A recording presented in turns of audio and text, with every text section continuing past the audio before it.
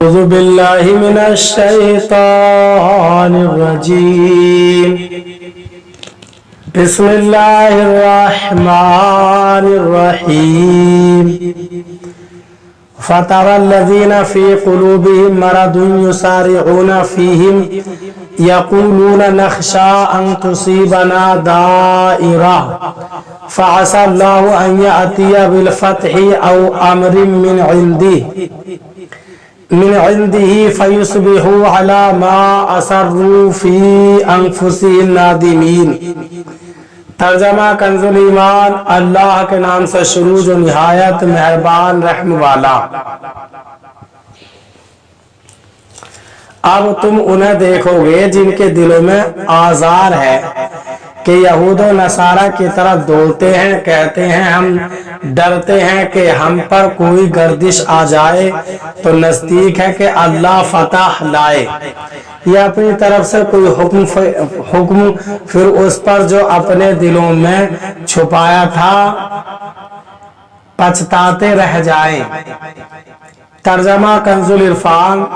تو جن کے دلوں میں مرض ہے تم انہیں دیکھو گے کہ یہود و نصارہ کی طرف دوڑے جاتے ہیں، کہتے ہیں کہ ہمیں اپنے اوپر گردش آنے کا ڈر ہے تو قریب ہے کہ اللہ فتح یا اپنی طرف سے کوئی خاص حکم لے آئے، پھر یہ لوگ اس پر پچھتائیں گے جو اپنے دلوں میں چھپاتے تھے.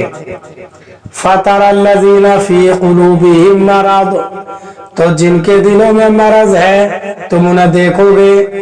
مسلمانوں کو تو فرما دیا گیا کہ یہود و نصارہ سے دوستی نہ کرو، لیکن منافقین کے بارے میں فرما دیا کہ ان کی یہود و نصارہ سے دوستیاں بڑی مستحکم ہیں کیونکہ یہ دل کے مریض ہیں. اور تم انہیں دیکھو گے کہ یہود و نصارہ سے دوستی کرنے میں دوڑے جاتے ہیں اور ان لوگوں کی نظر میں ان سے دوستی کرنے کا فائدہ یہ ہے اور اپنی زبان سے بھی یہ کہتے ہیں کہ اگر کبھی حالات بدل جائیں، مسلمان مغلوب اور کافر غالب ہو جائیں تو کفار سے دوستی لگانا انہیں اس وقت فائدہ دے گا. لیکن یہ سب منافقت کی وجہ سے تھا کیونکہ رسول اکرم صلی اللہ علیہ وسلم اسلام کے غلبے کی جو باتیں فرماتے تھے انہیں اس پر یقین نہیں تھا، ورنہ اگر ان باتوں پر یقین ہوتا تو ڈٹ کر اسلام کی حمایت کرتے. اللہ تعالیٰ بشارت دیتا ہے کہ قریب ہے کہ وہ مسلمانوں کو فتح عطا فرمائے اور اپنے رسول محمد مصطفیٰ صلی اللہ علیہ وسلم کو کامیاب و کامران فرمائے اور ان کے دین کو تمام دینوں پر غالب کر دے اور مسلمانوں کو ان کے دشمن یہود و نصارہ وغیرہ کفار پر غلبہ دے دے. چنانچہ یہ خبر سچ ثابت ہوئی اور اللہ تعالیٰ کے کرم سے مکہ مکرمہ اور یہودیوں کے علاقے فتح ہوئے. اس آیت میں پہلی بات تو یہ ارشاد فرمائی تھی کہ اللہ تعالیٰ فتح لے آئے اور دوسری بات یہ ارشاد فرمائی گئی کہ اللہ تعالیٰ اپنی طرف سے کوئی خاص حکم لے آئے، جیسے سرزمین حجاز کو یہودیوں سے پاک کرنا اور وہاں ان کا نام و نشان باقی نہ رکھنا یا منافقین کے راز کھول کر انہیں رسوا کرنا. تو جب اللہ تعالیٰ اپنا وعدہ پورا فرمائے گا اس وقت منافقین اپنی منافقت پر اس خیال پر نادم ہو جائیں گے کہ سرور دو عالم صلی اللہ علیہ وسلم کفار کے مقابلے میں کامیاب نہ ہوں گے.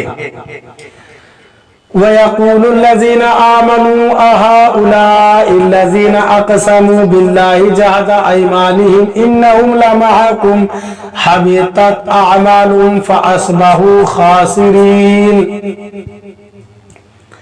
ترجمہ کنزُ الایمان. اور ایمان والے کہتے ہیں کیا یہی ہیں جنہوں نے اللہ کی قسم کھائی تھی اپنے حلف میں پوری کوشش سے کہ وہ تمہارے ساتھ ہیں، ان کا کیا دھرا سب اکارت گیا تو رہ گئے نقصان میں.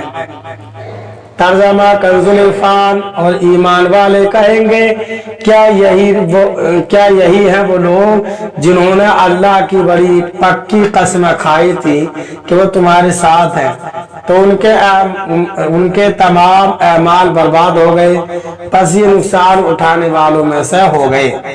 वयक़ूलुल लज़ीना आमनू, और ईमान वाले कहेंगे, इरशाद फरमाया कि जब मुनाफिकीन का पर्दा खुल जाएगा और उनकी मुनाफिकत आश्कार हो जाएगी, तो उस वक्त मुसलमान ताज्जुब करते हुए कहेंगे क्या यही हैं वो लोग जिन्होंने अल्लाह ताला की बड़ी पक्की कसम खाई थी कि वो दिल से मुसलमानों के साथ हैं, हालांकि ऐसा नहीं था। हबीतत अमालुहुम, तो उनके तमाम अमाल बर्बाद हो गए, यानी उनके निफाक और यहूदियों से दोस्ती की वजह से उनके तमाम नेक अमाल बर्बाद हो गए, और उन्होंने दुनिया में अपनी जिल्लत और रुसवाई की वजह से नुकसान उठाया, और आखिरत में अपने अमाल के सवाब से महरूम होने और जहन्नम का दायमी अजाब पाने के सबब नुकसान उठाएंगे। अल्लाह ताला हमें कुरान पाक पर अमल की तौफीक अता फरमाए, आमीन।